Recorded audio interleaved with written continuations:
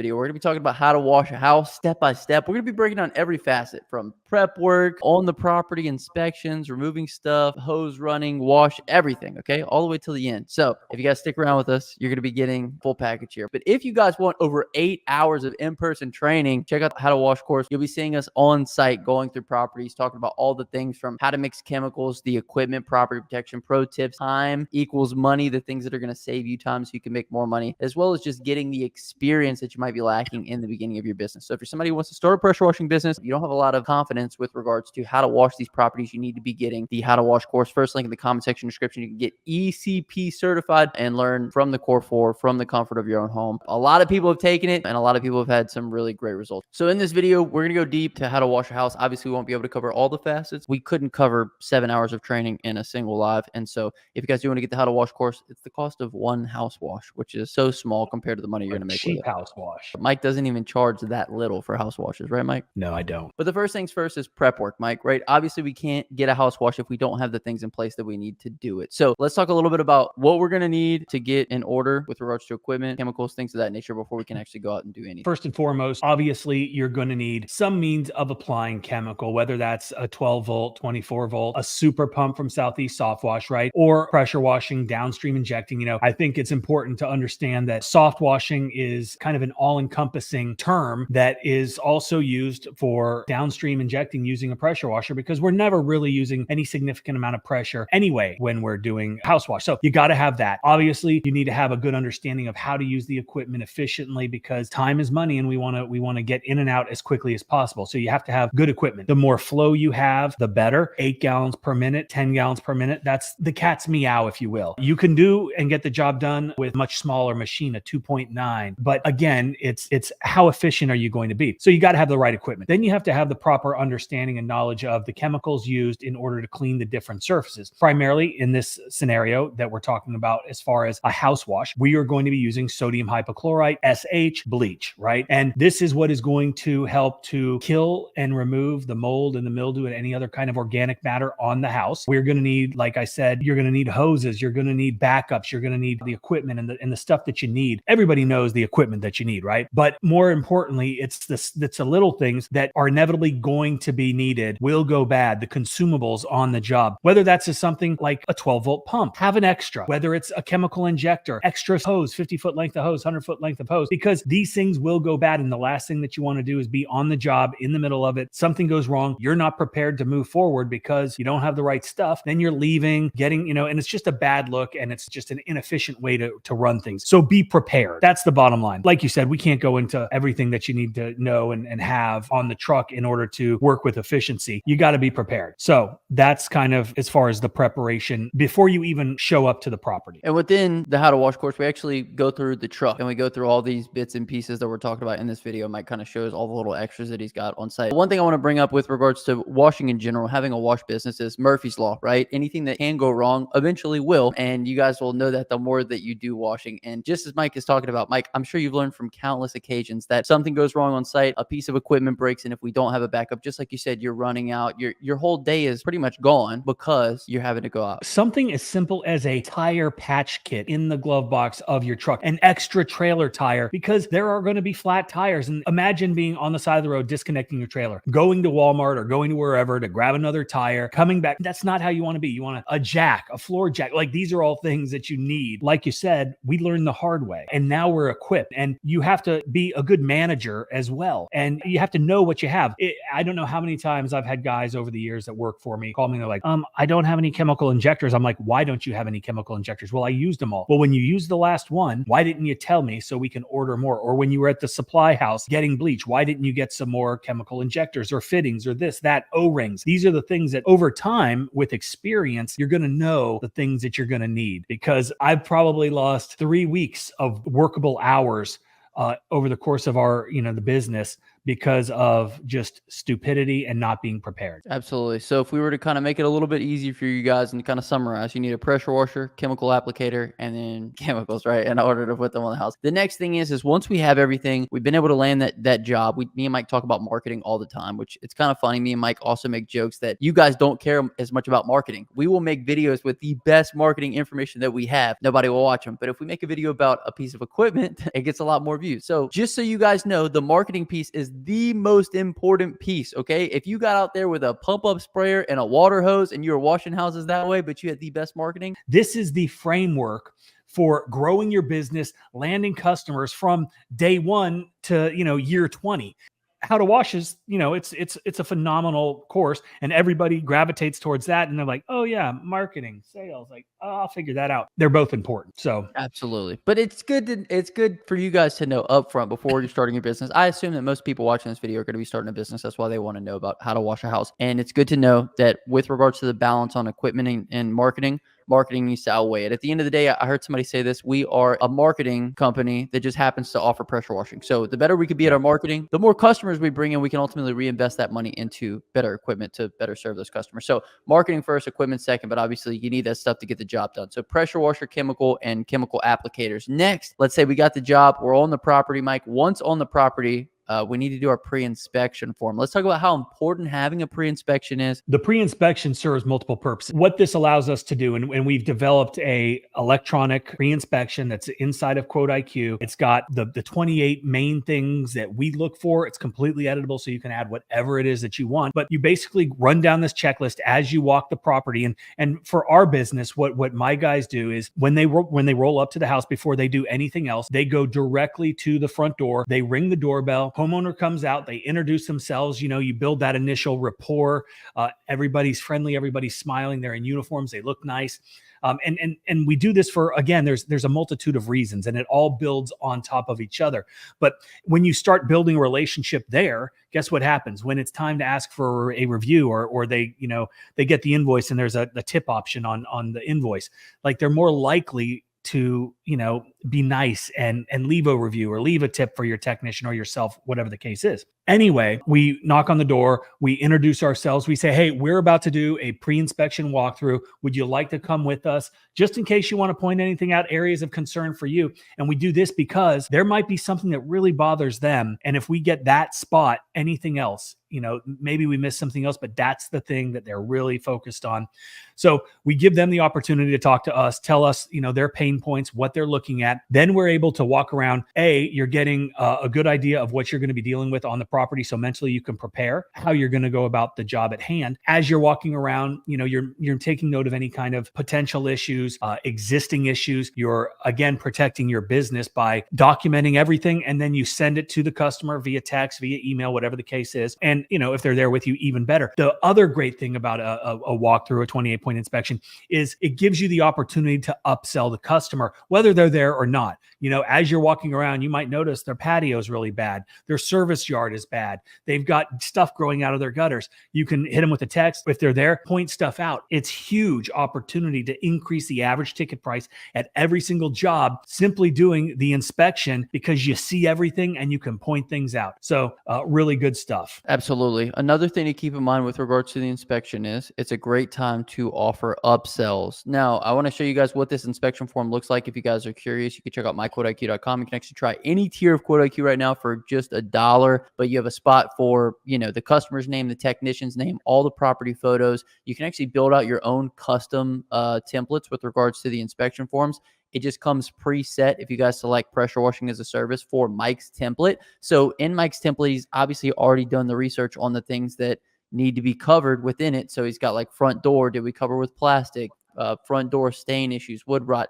All this stuff helps you document everything on the property, so that way you can bring it to the customer's attention before you do the work. The other cool thing is every single inspection form is saved underneath the customer's profile. So I'm going to click through to here. I don't have any inspection forms under this customer, but if I did, they would pop up right here. So that way you have these inspection forms forever underneath all of these different customers. So if you go later on, or if you get blamed for something later on, or if you need to reference it, it's where you need it. So I just wanted to share that. But Mike, let's talk a little bit about upselling on properties. Obviously, the inspection form, you're going to be documenting everything around the property. Gives you a good a chance to kind of check out how the concrete looks, check out how the roof looks, check out, any other services, any stain removals that we can offer. So how important is it that we're looking for these kind of things before we start the work? Well, it's key. And like I just said previously, you're trying to increase the average ticket price every opportunity you have.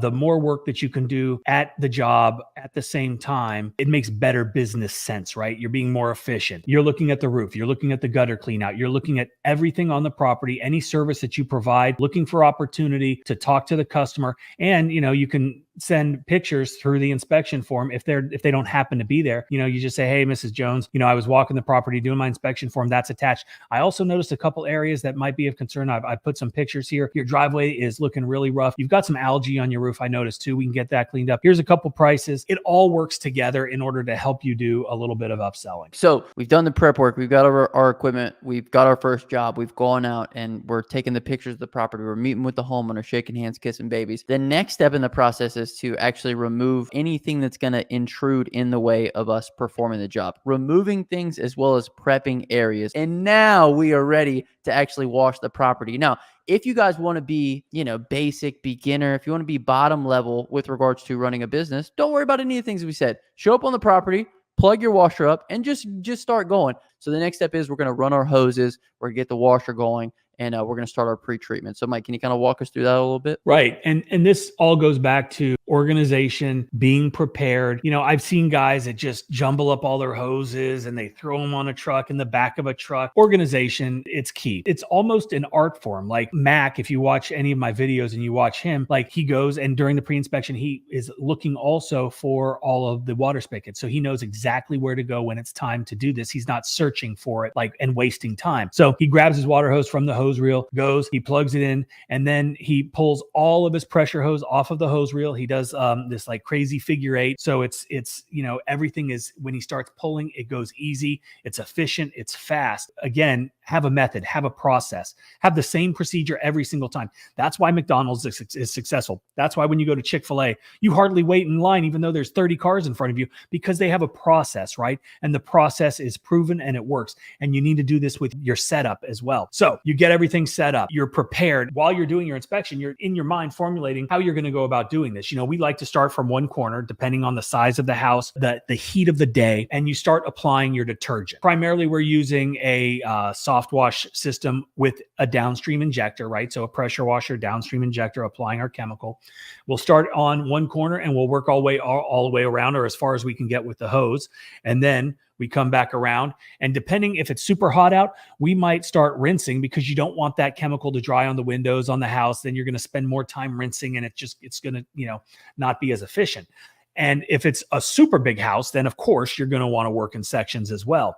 Apply, rinse, and there's all kinds of discussions about applying from the bottom and down top, whatever the case is. It really doesn't matter, but obviously you're going to rinse from the top down. So gravity's, helping remove all of the debris and the buildup. So then, that's the process. It's a simple application, a simple rinse. And I tell my guys when I'm training them, one of the biggest callbacks that we used to get, and we don't get them anymore, is spots on windows. And that's because people rush the process, right? They're like, okay, I want to get in and out. Well, it's great to get in and out unless you get called back because you've missed a spot, or you've let, chemical dry on the windows, or you didn't rinse the chemical off the window well enough. And now they're sitting in their kitchen, they're looking out the window of their freshly paid, cleaned house that they paid hundreds and hundreds and hundreds of dollars to have cleaned. Yet now their windows are all spotted. That's going to piss people off. That's going to make it a lot harder for me to get a review when they are looking out their window and they're like, wow, what did I pay for? I don't, so spend the time rinsing. Rinse the windows once. If you think they're clean, rinse them again. Once you think they're really clean, rinse them again. And then just for good measure, hit them again, right? It's a high volume rinse. That's what we call it, just to ensure that we're not getting called back and you're leaving the best results possible for your customers. But that's essentially it. And then you work your way around the house. Right. I got a couple questions for you with regards to that, Mike. But one thing I do want to mention beforehand is the percentage of chemical that you're using for these properties or these surfaces is dependent upon what surface that you're cleaning, right? We can use a hotter mix on asphalt shingle roofs than we can a driveway. Or no, asphalt shingle roofs and driveways than we can like a house or vinyl and things of that nature. So if you guys need help with mixing your chemicals, be sure to check out the mix calculator within QuoteIQ. It's in the resources section. It is a free resource in there. When I was washing houses solo, I too conscious of the things that I was missing. I was like going and hitting areas more times than I probably need to. So Mike, can we kind of talk about the balance? Because I know that your technician is extremely detailed oriented, and that's one of his good traits, but also being too much can also be a negative. I know how long things should take. I've got a lot of years of experience. Mac has been with me for, I think this is going to be his 4th year. He is very, very good. He's very efficient. He has got OCD, and to a point where it slows him down because he wants everything to be absolutely perfect. And I have to tell him all the time, it's not going to be absolutely perfect. We want it to be damn near perfect, right? We want our customers to come out and be wowed. But like you said, there is a delicate balance. This is a business. We have to be profitable. You have to make a profit. If you're not making enough money to cover the time, what's the purpose? Or raise your prices. If you're going to be OCD guy and you're going to spend 6 hours on a 2-hour job, you better be charging for it. Otherwise, you're just wasting your time. We talked about a lot of different stuff, right? Getting ready, getting prepared, having all the stuff you need, all the things that come before the job actually starts, having a plan of attack once you get there, and then being organized with everything that you're doing. So once we kind of get towards the end of the job, Mike, one thing that I really like doing early on, and this, I'd like your opinion on it, whether or not this is kind of like a time suck, is walking the property with the homeowner afterwards. What do you think about that? I think this is one of the greatest things that you can do because it is going to eliminate a tremendous amount of headaches. Knock, knock, knock. Hey, Mrs. Jones, we're all done. I just wanted to come up and ask if there was anything, if you'd like to walk the property, take a look around. Maybe we missed something. 2 sets of eyes is better than one. And we'd rather take care of it now while we're here than you have to call us back. So if you got a couple minutes, can we just take a look around?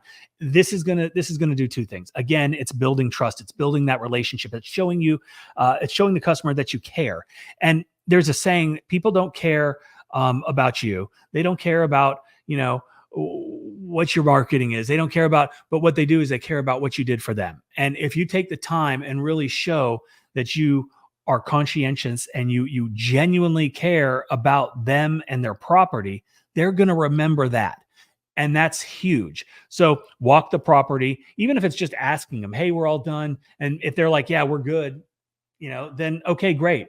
But you always want to walk the property. But this also gives you the opportunity to ask personally for a review. And it's a lot easier in person just to say, hey, we did a good job and you were really happy with how everything turned out.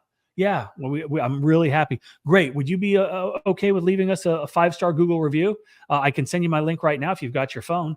Or if that doesn't work out, you can say, hey, when you I'm going to send you an invoice. Once that's paid, it's going to take you right to my Google business profile page. If you could leave us a Google review, that would be great. Now I've increased the number of reviews that I've gotten for my business. I don't even know. We're getting probably 10 to 11 reviews every 7 to 10 days because of the review multiplier that we built into QuoteIQ that does just that. We send the invoice. Everybody pays their invoice online. Once they click pay and that payment goes through, boom, they go right to your Google business profile page, prompting them to leave you a 5-star review. So if you can't do it on, in person, then do it when you're sending the invoice through QuoteIQ. Right, which is absolutely free within QuoteIQ. All you gotta do is go into the settings tab, click the review multiplier, copy or put your link in right here. And the thing why it works so well is because it makes it a seamless part of the transaction. The customer pays, automatically brings them there. It feels like that's the last step of the transaction. Leave your review,